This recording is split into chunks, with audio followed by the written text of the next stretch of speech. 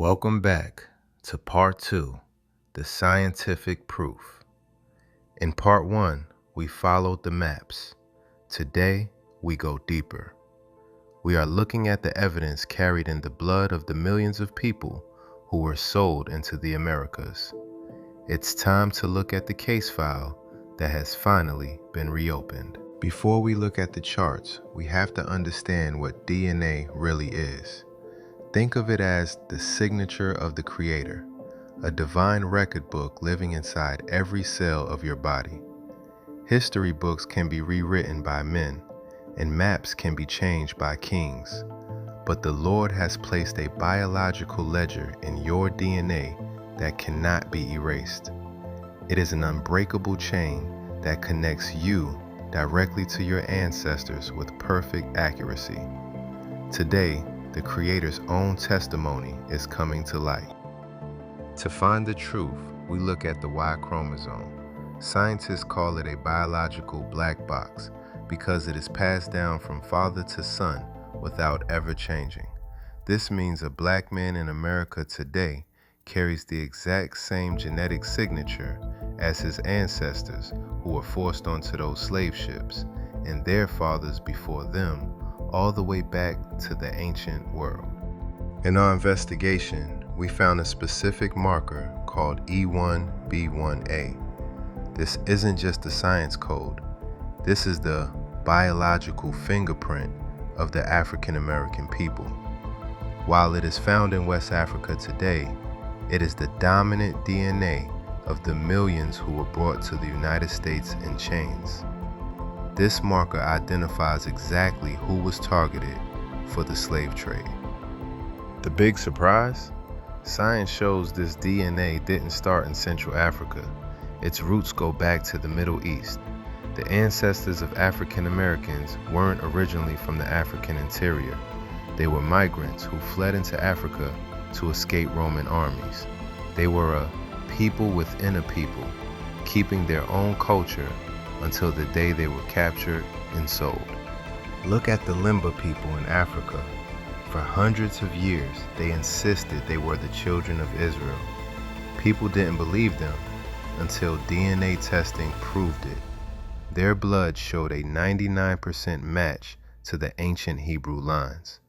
This proves that black people in Africa and the Americas carry the same DNA as the people of the Bible.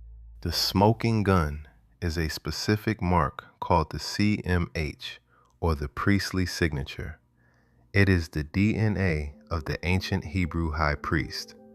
When scientists found this exact same signature in black tribes in Africa, the world was shocked. It proved that the people the world called slaves actually carried the DNA of kings and priests. The proof is in the blood. Even the history books admit the truth.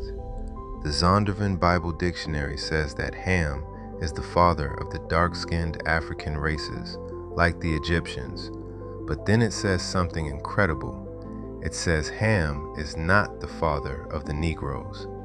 This means the people sold into slavery in America are a completely different family line than the indigenous African tribes.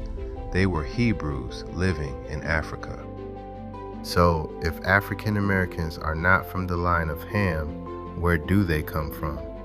There is only one line left, the line of Shem. This is the Semitic line, the line of the Israelites. Science and history have finally cornered the truth. The people taken in the slave trade were the true descendants of the ancient Hebrews. The biology matches the prophecy perfectly. The Bible warned that Israel would be taken into a new Egypt on slave ships and sold to their enemies.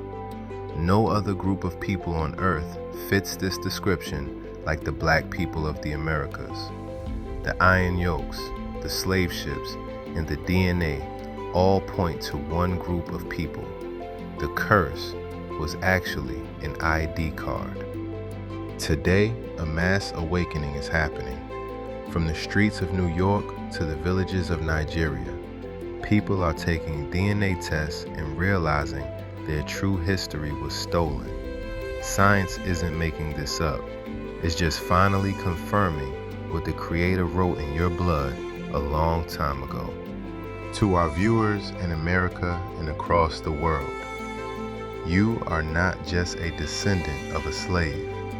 You are the descendant of an ancient royal lineage. Your identity wasn't lost. It was just hidden until the right time. The Creator has kept your record safe in your own DNA. It's time to stop believing what they told you and start believing what the Lord wrote in your blood. You are the forgotten identity, and it's time to come home.